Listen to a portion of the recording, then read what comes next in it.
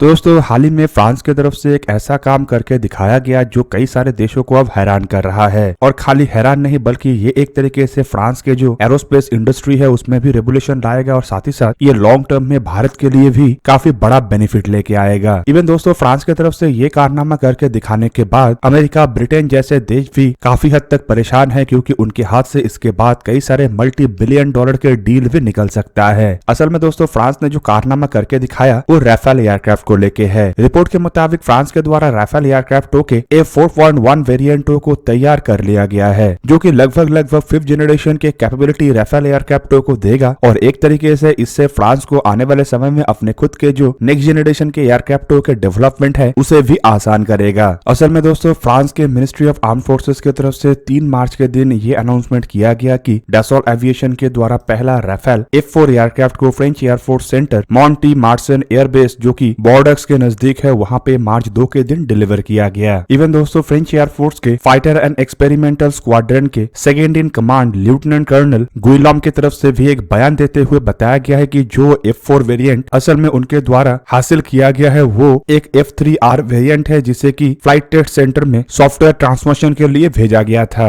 और दोस्तों यहाँ पे जो F4 या F4.1 वेरिएंटों का बात कहा जा रहा है ये असल में राफेल एयरक्राफ्टों के सबसे ताकतवर तरीन और सबसे टेक्नोलॉजिकल एडवांस वेरिएंट है। इन एयरक्राफ्टों को लेके साल 2021 में ही फ्रांस के जनरल डायरेक्टर फॉर आर्मामेंट के द्वारा ये तैयारी कर लिया गया था कि इन एयरक्राफ्टों को साल 2025 तक तैयार करके फ्रेंच एयरफोर्स के बेड़े में शामिल कर लिया जाएगा। हालांकि दोस्तों जो F3R वेरिएंट है इसे लेके भी मार्च 2021 में एक समझौते के ऊपर हस्ताक्षर हुआ था, जिसके अंतर्गत ये फ्रांस के एयर एंड स्पेस आर्मी और नेवी को मिलना शुरू हुआ था। दूसरी तरफ अगर देखा जाए तो गुआम की तरफ से ये भी जानकारी दिया गया है कि ये जो एयरक्राफ्ट जिसे कि F3R वेरिएंट से F4.1 वेरिएंट में ट्रांसमिट किया गया है ये डायरेक्टली डसॉल्ट एविएशन के मैन्युफैक्चरिंग फैसिलिटी से ही तैयार होके आया है। दोस्तों यहाँ पे आपके जानकारी के लिए बता दूं कि जनवरी 14, 2019 के दिन तब के फ्रांस के minister of arm forces Florence Parly की तरफ से डसॉल्ट एविएशन के साथ एक समझौते को लेकर भी हस्ताक्षर हुआ था जो करीब 2 बिलियन यूरो का है और इसमें फ्रांस के लिए F4 स्टैंडर्ड के राफेल एयरक्राफ्टों को डेवलप किया जाना था। और दोस्तों ये जो F4 स्टैंडर्ड के राफेल एयरक्राफ्ट है ये फ्रांस के नेक्स्ट जनरेशन के फाइटर एयरक्राफ्ट जिसे कि 3 देशों के द्वारा बनाया जा रहा है और फ्यूचर कॉम्बैट एयर सिस्टम मतलब FCFS प्रोग्राम के अंतर्गत बनाया जा रहा है उसके लिए भी महत्वपूर्ण है। दोस्तों इस प्रोग्राम के अंतर्गत फ्रांस, जर्मनी और स्पेन मिलकर एक साथ काम कर रहा है ताकि साल 2040 तक एक कटिंग एज कैपेबिलिटी वाले एयरक्राफ्ट का डेवलपमेंट किया जा सके और इन 3 देशों में इस्तेमाल होने वाले 4th जनरेशन के फाइटर एयरक्राफ्ट जैसे कि राफेल और यूरोफाइटर टाइफून को रिप्लेस किया जा सके। और दोस्तों कुछ ही दिन पहले मतलब दिसंबर 2022 में इन एयरक्राफ्टों को डेवलप करने के लिए Dassault aviation, air force defence and space और इंट्रा सिस्टम जैसे कंपनियों के बीच में एक एग्रीमेंट भी हुआ था। दोस्तों राफेल एयरक्राफ्टों के जो F4.1 वेरिएंटों के डेवलपमेंट का बात कहा जा रहा है ये एक तरफ जहां पे फ्रांस के FCAS प्रोजेक्ट को डेवलप करने के लिए आसानी पैदा करेगा तो वहीं पे दूसरी तरफ जो कई सारे मल्टी बिलियन डॉलर के डील फ्रांस के लिए पाइपलाइन में है या फिर फ्रांस जिन डीलों को हासिल करने के लिए प्रयास कर रहा है उन डीलों को भी हासिल करने में काफी आसानी लाएगा। एग्जाम्पल के रूप में अगर इंडियन एयरफोर्स के 114 फाइटर एयरक्राफ्टों को ही देख ले तो इसके अंतर्गत फ्रांस की तरफ से अपने राफेल एयरक्राफ्टों के सबसे ताकतवर तरीन वेरिएंट F4 वेरिएंट का ही ऑफर किया गया है। अब दूसरी तरफ इन एयरक्राफ्टों के सामने है यूरोफाइटर टाइफून, अमेरिका के एयरक्राफ्ट और रशिया के एयरक्राफ्ट। और दोस्तों इन सभी एयरक्राफ्टों को अगर देखा जाए तो इनमें ऑलरेडी फ्रांस के राफेल एयरक्राफ्ट काफी अधिक ताकतवर तरीन एयरक्राफ्ट के रूप में पहचाना जा रहा था, लेकिन अब एयरक्राफ्टों में और अधिक अपग्रेडेशन आने के बाद इन एयरक्राफ्टों के जो संभावनाएं है वो जहाँ पे पक्का हो गया तो वहीं पे एक तरीके से कह सकते हैं कि इन अपग्रेडेशन के बाद इंडियन एयरफोर्स भी और अधिक इन एयरक्राफ्टों की तरफ अट्रैक्ट होगा। हालांकि ये दोस्तों जो अपग्रेडेशन है ये अमेरिका और यूरोप के कई सारे देशों के साथ साथ रशिया को भी एक बड़ा झटका देगा।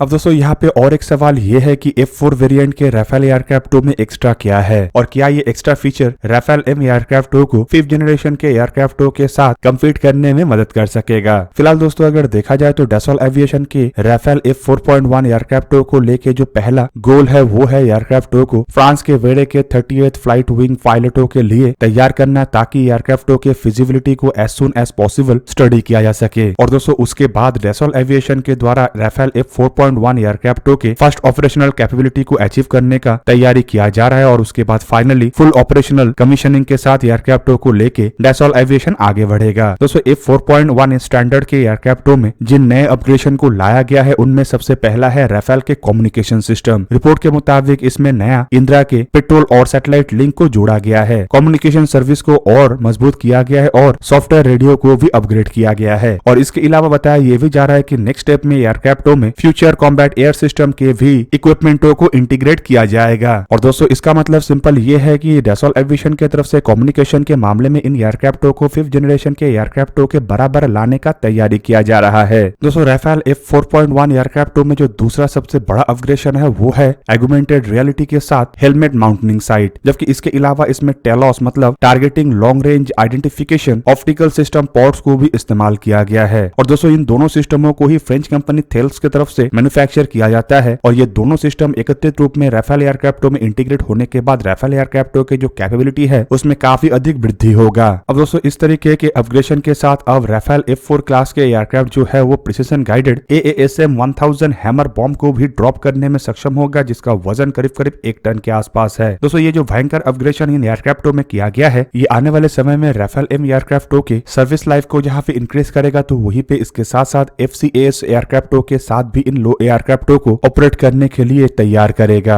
अब दोस्तों F4.1 एयरक्राफ्टों के निर्माण के साथ साथ माना जा रहा है कि साल 2023 में इन एयरक्राफ्टों को लेके फ्रांस के द्वारा एक बड़ा ऑर्डर प्लेस किया जाए। रिपोर्ट के मुताबिक साल 2023 में ही डैसॉल्ट एविएशन से फ्रेंच एयरफोर्स के लिए 32 और अतिरिक्त अपग्रेडेड राफेल एयरक्राफ्टों को परचेस किया जा सकता है। और दोस्तों इन एयरक्राफ्टों को परचेस करने के पीछे एक बड़ा कारण है कुछ पुराने राफेल एयरक्राफ्टों को बेचना। रिपोर्ट के मुताबिक फ्रांस के द्वारा अपने बेड़े के 24 यूज्ड एयरक्राफ्टों को ग्रीस और क्रोएशिया को बेचा जा रहा है। हालांकि साल 2020 में ही फ्रांस के डिफेंस मिनिस्टर फ्लोरेंस पार्ले की तरफ से ये जानकारी दिया गया था कि फ्रांस अपने एयरफोर्स में राफेल एयरक्राफ्टों की संख्या को 102 से बढ़ा के 129 तक करेगा और ये सभी 129 एयरक्राफ्ट साल 2025 तक फ्रांस के बेड़े में होगा। अब दोस्तों ये जो एयरक्राफ्टों के अपग्रेडेशन है ये भारत के जो टेंडर है या फिर कहे तो इंडियन एयरफोर्स के जो 114 फाइटर एयरक्राफ्टों का डील है उसके लिए भी महत्वपूर्ण है। यहाँ पे आपके जानकारी के लिए बता दूं कि फ्रांस की तरफ से इंडिया के सामने राफेल के सबसे मॉडर्नाइज्ड वर्जन का ही ऑफर रखा गया है। हालांकि इससे पहले जो डैसॉल्ट एविएशन से एयरक्राफ्टों को परचेस किया गया था वो F3R वेरिएंट था, मतलब F4 वेरिएंट से केवल मात्र एक कदम पीछे वाला एयरक्राफ्ट। हालांकि तब के समय में इन एयरक्राफ्टों को ही डैसॉल्ट एविएशन के सबसे मजबूत तरीन एयरक्राफ्ट के रूप में देखा जा रहा था। पर दोस्तों F4.1 एयरक्राफ्टों के आने के बाद एक तरीके से आप कह सकते हैं कि फ्रांस के एयरक्राफ्टों को इस टेंडर में जहां पे सबसे पसंदीदा एयरक्राफ्ट के रूप में देखा जा रहा था तो वहीं पे अब इन एयरक्राफ्टों के ऊपर मोहर लगने का केवल मात्र घोषणा ही बाकी रहेगा। दूसरी तरफ अगर देखा जाए तो राफेल F4.1 एयरक्राफ्टों के आने के बाद कई सारे देश और कई सारे कंपनियों के नींद उड़ने वाला है। ऑलरेडी राफेल एयरक्राफ्टों को पहले पसंद के रूप में देखे जाने के कारण कई सारे देश परेशान है और उनका परेशानी ये है कि उनके हाथ से इंडियन एयरफोर्स के $multi-billion के डील निकल सकता है। हालांकि दोस्तों डील निकल ना जाए इसके लिए कई सारे कंपनी भयंकर रूप में प्रयास कर रहा है और अपने सबसे बेहतरीन से बेहतरीन ऑफर भारत के सामने रख रहा है। पर इस दरमियान राफेल एयरक्राफ्टों के सबसे अपग्रेडेड वेरिएंट आने के बाद ये जो ऑफर रखा जा रहा है या फिर ये जो प्रयास किया जा रहा है ये सब धराशायी हो जाएगा, क्योंकि कैपेबिलिटी में ही अगर राफेल एयरक्राफ्टों का सामना ये एयरक्राफ्ट ना कर सके तो ऑफर से कोई फायदा होने वाला है नहीं। तो आप लोगों को क्या लगता है कि राफेल F4.1 एयरक्राफ्ट आने के बाद इन एयरक्राफ्टों को इंडियन एयरफोर्स के द्वारा चुने जाने का संभावना कितना है? कमेंट करके जरूर बताइए। दोस्तों आज का वीडियो यहीं पे ही करते हैं समाप्त। किसी और एक दिन किसी और एक वीडियो में मिलेंगे, तब तक के लिए जय हिंद, वंदे मातरम।